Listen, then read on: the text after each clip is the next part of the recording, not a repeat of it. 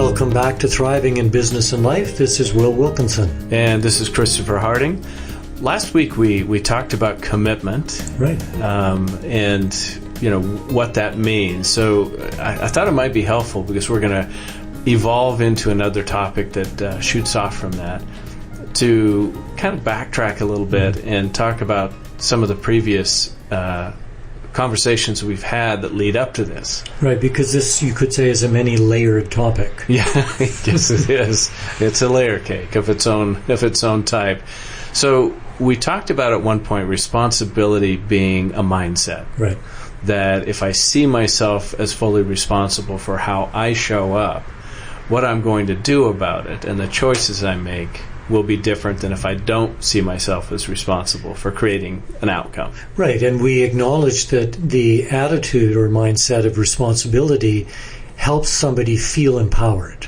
Right, and then from that feeling of empowered to actually make the determination, are they going to tap into their full capacity and full capability or not, right? And so empowerment being motivated by the mindset, like you said, but then actually showing up in our behavior, what we do and don't do. Let's just pause on this for a moment because we're kind of scrubbing back and forth, repeating what we got into last time, but it's worth noting the power of the mindset, because often people will think of empowerment and immediately start enumerating the external, right, the circumstances, other people, which is affecting their sense of empowerment. We're not negating the impact of all that. Obviously, it's significant. However, we are advocating for consciously choosing our mindset of responsibility, which leads to a sense of personal empowerment, actually regardless of the circumstance. Right, and that's one of the things we said is that a lot of times there's a sense that I empower you to do something. Yeah. What we really mean is I'm not going to get in your way, or I'm handing this assignment off to you.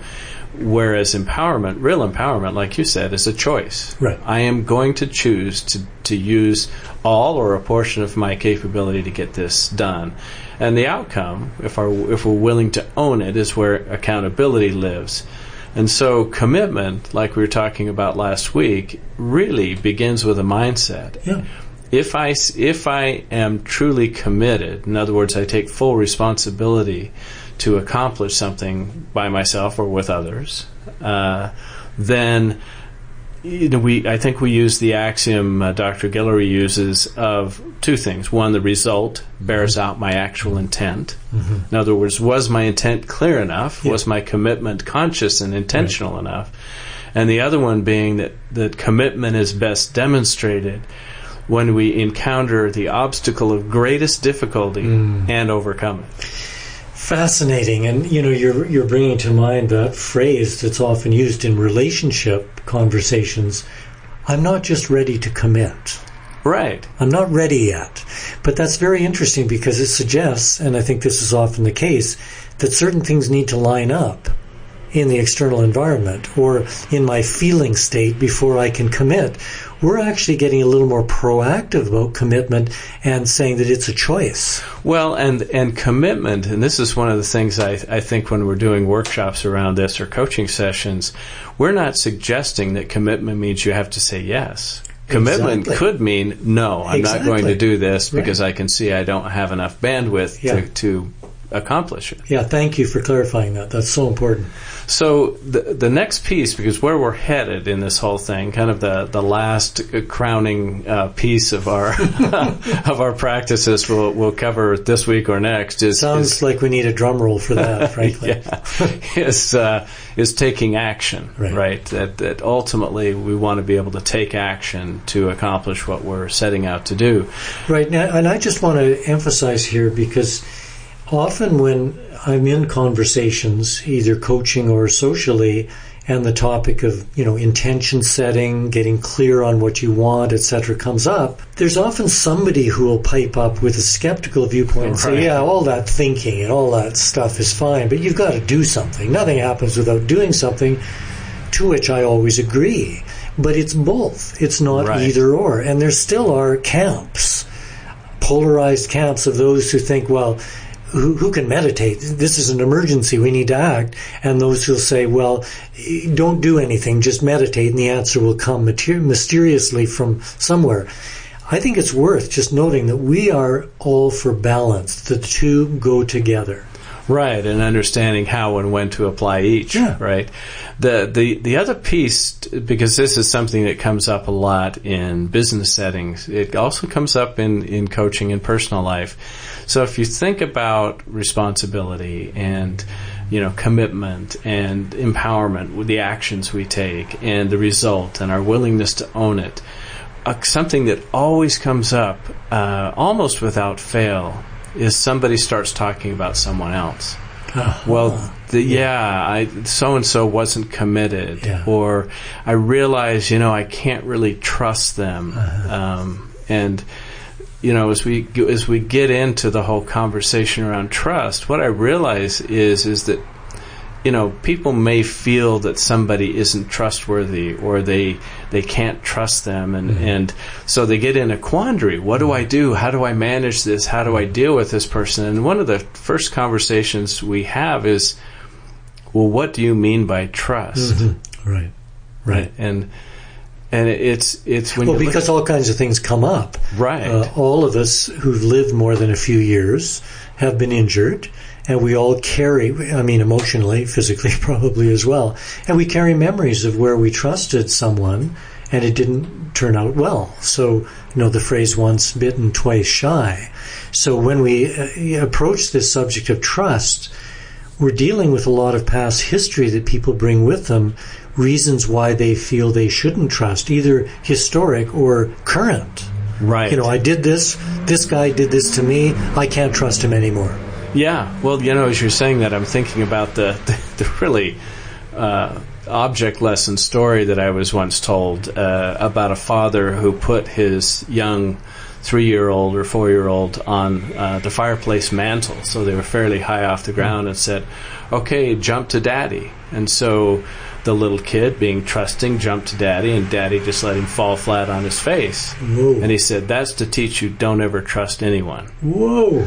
Okay, so you can imagine what that kid's so like. There's a was like, to say the least. Yeah, and a good reason not to trust. Right, yeah, so that would set you up for people will let you down. Yeah, right? Literally. Yeah, literally.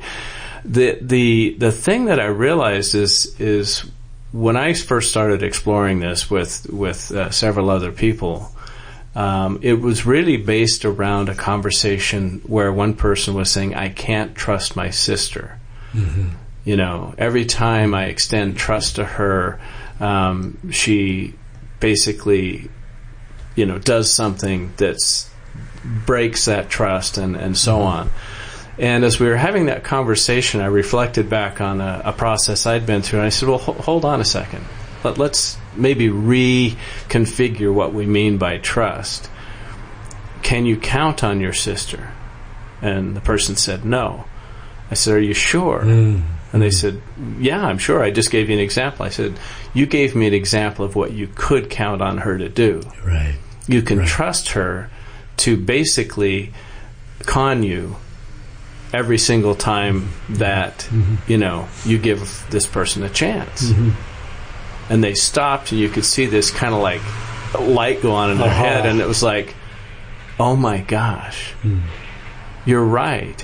And it reflected back to a saying I'd heard before, that a person's honesty is their consistency. Exactly. Yeah. It's what they're doing consistently. It's not some kind of high value.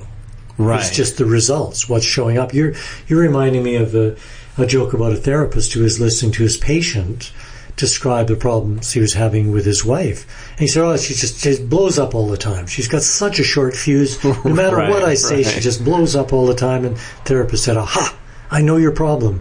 You have your wife confused with a bomb. You think your wife is a bomb.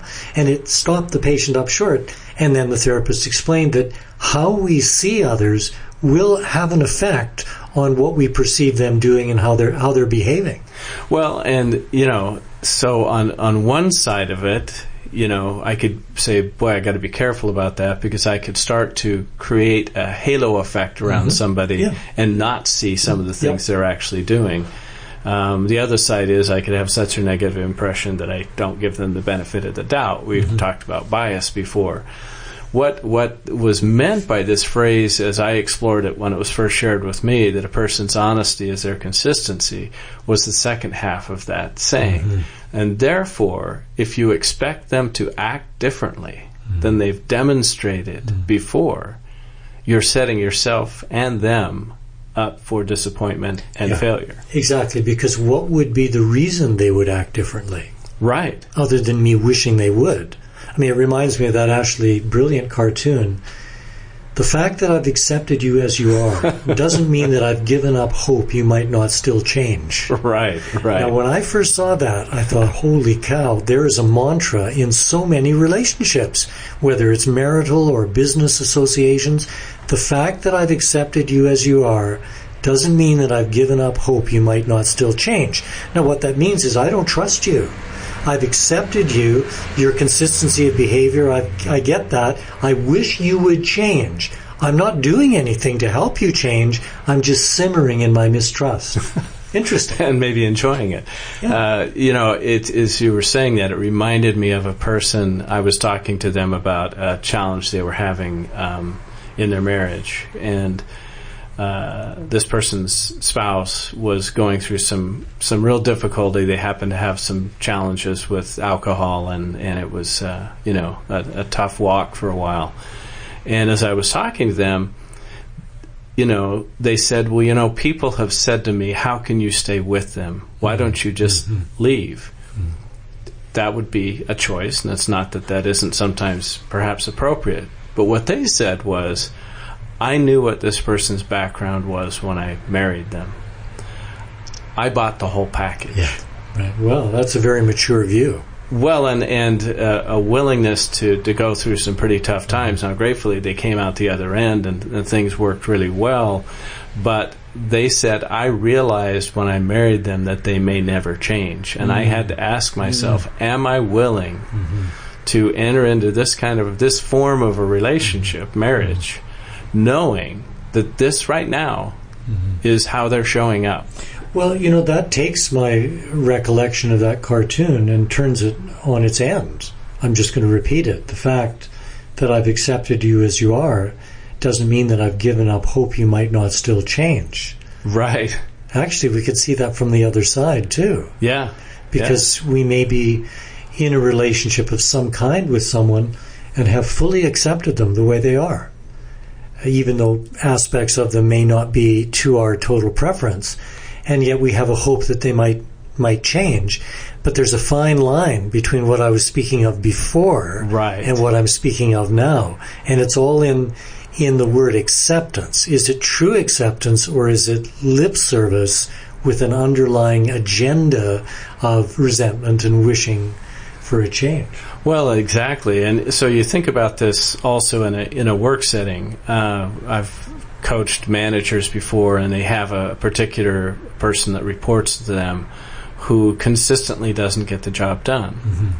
And so, then when you start to look at commitment and responsibility, it's, as a manager, are you committed to your team to have your team be performing at its best? Yes, I am.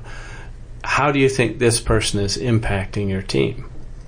Right. Well, their people are really frustrated with them because they're always dropping the ball. So what are you willing to do about it? Yeah, well, that is such a big question, and I'd love you to stay on this for a little bit and keep your coach hat on, because I'm sure there are some people listening who have this come up and may be current right now. How do you solve that? Like, are you direct? Are you diplomatic? So the manager has a problem with someone who's not, delivering on the team. It's affecting the whole team function. Give us some options here. Well, so if you're looking at it from a coaching standpoint, a lot of the work we do, as you know, is teaching managers how to also be coaches. And so the conversation might go like this. Let's say it's a person named Jim, just for the heck of it. And Jim is the employee who's keeps dropping the ball. And so Jim comes in and they say, so Jim, how did the assignment go? Right. Well, I had this problem, that problem, and so on. Okay, so did you complete the task? No, I didn't. What impact do you think that had on the rest of the team? Well, I actually hadn't thought about it. Well, so let's think about it now. Well, how do you think they're experiencing you not getting that done? So that's interesting because you're focusing on the implications of what they did with the team they're part of rather than attacking them for failing. Right, and asking questions so that they get a chance to tap into, and we talk about going upstream and looking at the ripple effect and so on. So we're basically encouraging them to start to look at what's the ripple effect they're creating. Yeah, I mean, this is totally different than a response like, so Jim, did you get this done? Oh, no, I didn't. Why not?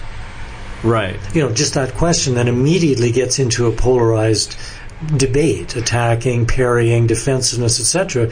Whereas the approach you just sketched out, asking the question, really is more camaraderie. You're a colleague with them, inviting them to look with you at the implications to them dropping the ball. Right, I'm being an accountability partner. It's encouraging accountability. Yeah, and so another piece that goes with this, we're talking about trust, is, so what is it that you think your team members can count on you to do? Mm-hmm. Well, I've dropped the ball a lot. What can they trust you to do? To drop the ball a lot? Yeah, see, that's brilliant, because all you're doing is you're using questions to expose the consistency of behavior and actions. Right. No accusations, no judgment, really. It's just, the image that comes to mind for me is so simple. Turning on a light, or kind of adjusting the dimmer switch. Right. Turning it up so that we see more of what's actually going on. Yeah, and that's a great analogy. And I've sometimes, when managers aren't willing to have that conversation, or maybe haven't been trained well enough in that process to feel comfortable with it, it ends up being me that has that conversation. And one of the first questions I ask is, how do you have a sense about your own place on this team? Do you think you're doing well? Do you think your people are excited to work with you? Tell me how you think people perceive you. And again, you said it beautifully. It starts to have them look at, what's my consistency? How am I showing up? And what are the implications? Like you said, what's the ripple effect? Yeah, because if we take this apart a little more, it's obvious that if somebody is not trustworthy, so Jim, and sorry to anybody listening named Jim, nothing personal, this individual has proven to be consistently not trustworthy. They're not delivering. Well, another way to say with it is they're totally trustworthy to be the way they've been. Yeah, that's the frame to use here. What can I trust you to do or not do? Right. So my point here is that it's pretty obvious that they know that about themselves. You'd think so, right? But our defense mechanisms and our coping and our rationalization and all the things we do to hide from ourselves the implications of how we're showing up are profound. I mean, I've certainly experienced it in my own life, where I didn't realize the ripple effect I was having until somebody, sometimes had to hit me between the eyes with a 2x4 practically to get me to get it. And then the question is, am I willing to make the changes? So when I'm coaching somebody, to be able to say, Jim, this has become a problem. Right. And it can't continue. I've got to look out for the welfare of the team here. So are you willing to change? Are you willing to work with me to tune up how you're showing up with the team? So let's explore what happens in that conversation, because my experience is that at least occasionally the individual on the receiving end of that will kind of crumple. Not all the time. Right.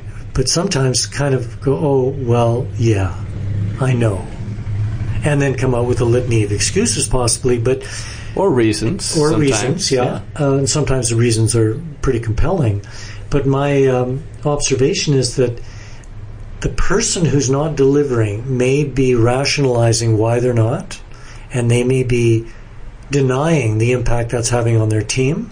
Right. At a deeper level, they know. Yes, I think so. I think and they're blocking that off, but at some deeper level they know, and it's a source of anguish. Right. I find for most people. So in that conversation which you just began to have, imagining it happening right now, I'm sensing that you could begin to touch on that anguish. Oh, yeah. What they're feeling underneath. It reminds me of conversations. It's just an approach that we developed if we're the ones having the conversation with somebody. And a lot of times what happens is we get brought in when the manager has totally lost hope, and they're trying to figure out, how do I fire this person? Yeah.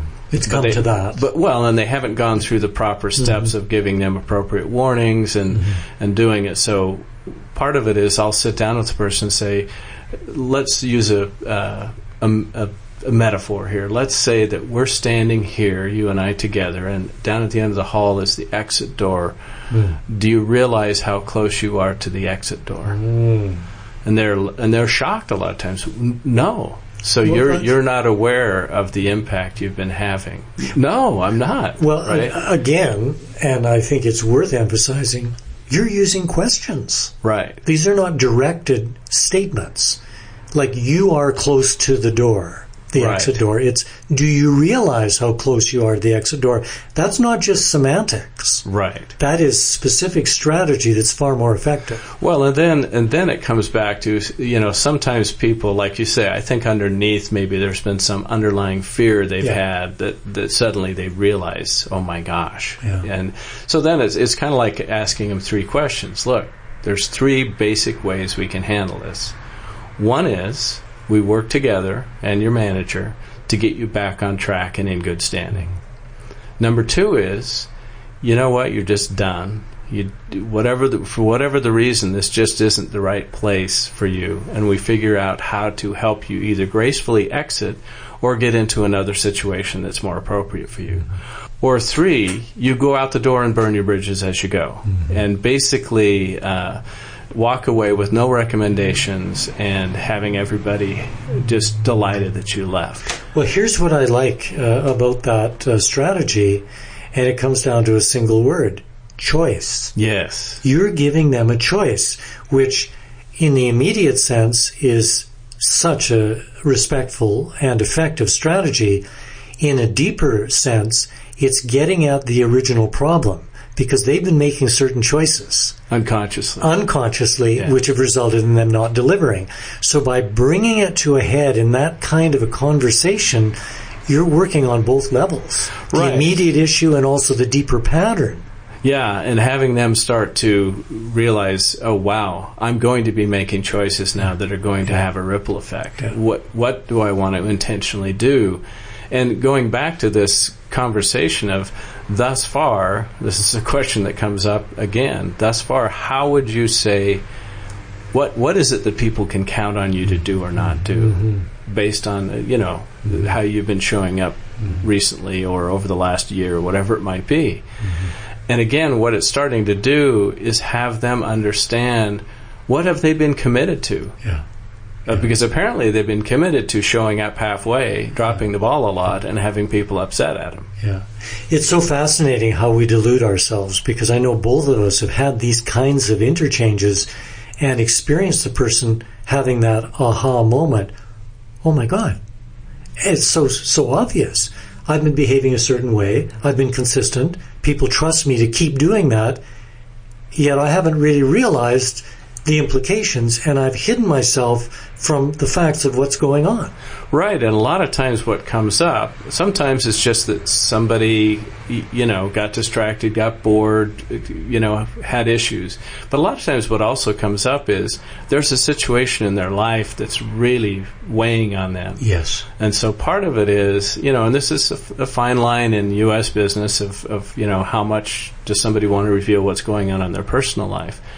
But to the degree they're willing and it's appropriate, that also allows people to be able to offer helpful resources to them, or be understanding and try to work things out in terms of their schedule, or whatever it might be. To be practical. To be practical. Well, we've just got a few minutes left here, and I'd like to kind of round the corner here on trust, and if we can, just devote the last few minutes to we can't really come up with a definition of trust, but what would we like to leave listeners with as far as understanding trust? Well, I will give an attempt at a definition of trust. It's a definition, not the definition. But for me, trust is what we can count on people to do or not do, and what they can count on for us to do or not do based on how we've been showing up over the last period of time. Based on the actual evidence. Yeah, based on the actual evidence and the experience and the difference between intention and impact. What's the impact I've been having on people? Well, I'd like to add to that definition. I don't think it's contrary. Maybe expands it a little bit, that in my experience, that's kind of the baseline. And then there are certain relationships I have where a person will also evidence the willingness to kind of go off their own script. They'll open up to some novel viewpoint or behavior that isn't in their norm. And I count that also as what I can trust them to do. In other words, the person is going to behave like this 85% of the time, but there are those moments when they're going to change and behave differently. Well, so there's a process, because we're tying this to taking action, right? So in taking action, the question would be, what are you willing to do about it? Right. Well, I want to make this work. I'll do whatever I need to. And then we set up a process by which somebody's now going to do an assignment. Mm-hmm. They're going to check in with me, if I'm the manager, more regularly than they have been, or I'm going to check in with them, because I want to create the possibility for them to change. Yeah. I want to support them in that if they're willing. We might call that a thriving environment. Right, yeah. and maybe encourage them to have an accountability partner, a thriving buddy as we call it, somebody to really help them stay on track. It goes back to Ken Blanchard's Johari window of how you manage somebody who's not committed and not capable is different than you manage somebody who's committed and not capable. Yes. Or capable and not committed, and so on. So I have to look at where is that person and how much managing or assistance or oversight, help, do they need to start to get on track? Because where we want them to get is where they can do their job with as little as oversight as necessary. Well, and the two things that come up obviously here are both assessment and being very clear about the person early on, and then measurement. Having some way to measure what happens. Yeah, did I do it? Did I not? Yeah. Did I do it partially? And you think about that, whether it be in friendship relationships or marriage relationships, how are we showing up? And how well can we take feedback? And how willing are we to face the impact we're having? And are we then willing to take action to do something about it? And taking action is the ultimate litmus test, right? Yeah. That and my willingness to own the results. Well, I'd like to just throw in a comment. This is one of my favorite things that you said along the way, and I think it is relevant because underlying all of this, part of the thriving attitude is what you describe as catching people doing something right. Yes, huge. And that is, balanced with the practicality of assessment, measurement, clarity, setting things up for a person to succeed while being aware of the evidence of what they've been trustworthy at along the way. And woven into it is the kind of the general, genuine appreciation for anyone we're working with and really wanting them to do well and looking for something right that they're doing. And as you said, to catch them doing it right, because when somebody's trying to rehab, if you will, their experience, we do want to be catching them doing even the smallest things right. So if you've had your own experiences with trust or any other topic around thriving, write to us at thrivinginbusinessandlife@gmail.com. I'm Christopher Harding. And I'm Will Wilkinson. Thanks for joining us. We'll talk to you again next week.